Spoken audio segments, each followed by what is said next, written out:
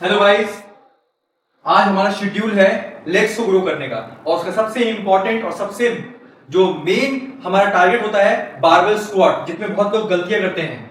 अभी आपको मैं सिखाने जा रहा हूं कि कैसे बारबेल स्क्वाट को आप अच्छा कर सकते हैं। लाइट वेट, आप इसमें वेट लीजिए। सबसे पहले कोर एंगेज रखना है इसमें। बारबेल, अगर बारबेल स्क्वाट मार रहे हैं तो आप ध्यान से देखिए स्क्वाट कैसे करेंगे।